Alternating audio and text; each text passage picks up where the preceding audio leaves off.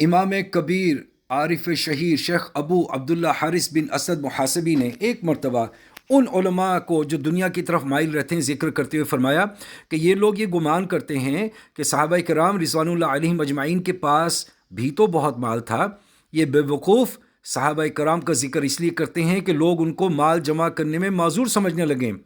شیطان ان کے ساتھ مکر کرتا ہے اور ان کو ذرا بھی پتہ نہیں چلتا۔ ارے احمق، تیرا ناس ہو جائے، تیرا حضرت عبد الرحمن بن عوف کے مال سے استدلال کرنا یہ شیطان کا مکر ہے۔ یہ وہ الفاظ تیرے زبان سے نکلواتا ہے تاکہ تو ہلاک اور برباد ہو جائے۔ جب تو نے کہا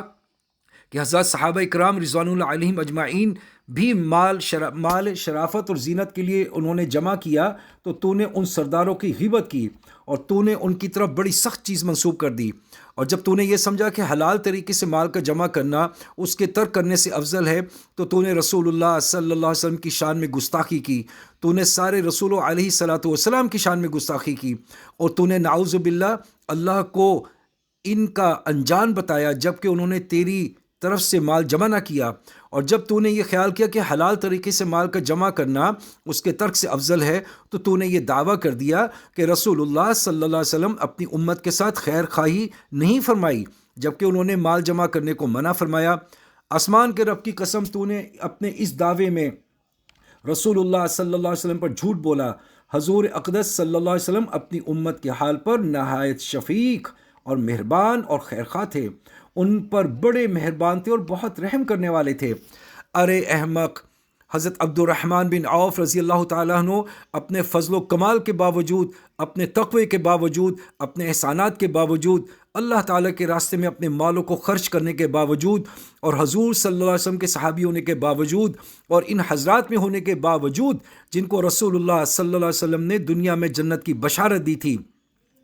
عشرہ مبشرہ کے نام سے مشہور تھے، ان سب کمالات کے باوجود صرف اپنے مال کی وجہ سے قیامت کے دن میدان میں رکے رہے اور فقراء مہاجرین کے ساتھ جنت میں تشریف نہ لے جا سکے۔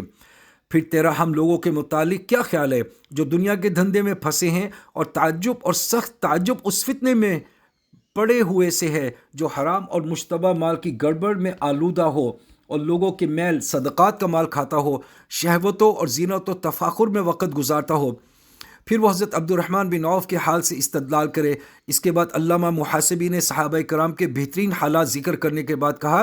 یہ حضرات مسکنت کو پسند فرماتے تھے، فقر کے خوف سے بے فکر تھے، اپنی روزی میں اللہ جل شانہ پر پورا اعتماد کرتے تھے اور تقدیر پر راضی رہنے والے تھے اور مصائب پر خوش ہونے والے تھے، ثروت میں شکر گزار، غربت میں صبر کرنے والے، اچھے حالات میں اللہ جل شانہ کی حمد کرنے والے، تواضع کرنے والے تھے اور اپنے اوپر دوسروں کو ترجیح دینے والے تھے۔ جب ان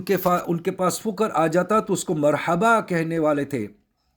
اس کو صلحاء کا شعار بھی کہتے تھے۔ تو خدا کی قسم کھا کر بتا، کیا تیرا بھی یہی حال ہے؟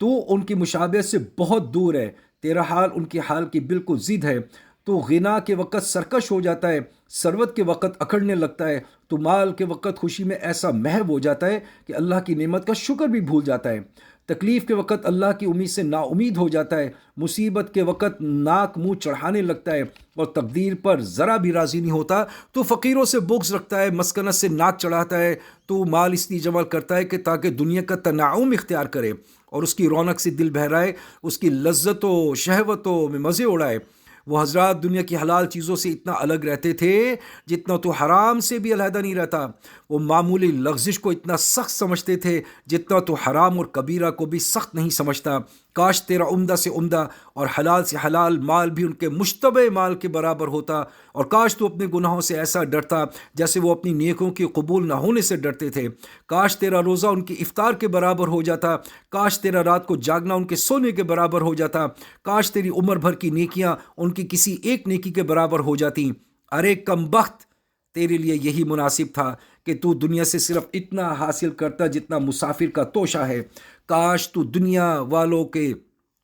حال سے عبرت پکڑتا کہ وہ میدان حشر میں حساب میں جکڑے ہوئے ہوں گے، اور تو پہلے ہی زمرے میں رسول اللہ صلی اللہ علیہ وسلم کے ساتھ جنت میں چلا جاتا، نہ تو میدان حشر میں روکا جاتا، نہ تجھ پہ لمبا چوڑا حساب ہوتا، اس لیے کہ رسول اللہ صلی اللہ علیہ وسلم کا ارشاد ہے، میری امت کے فقراء ان کے مالداروں سے 500 برس پہلے جنت میں جائیں گے۔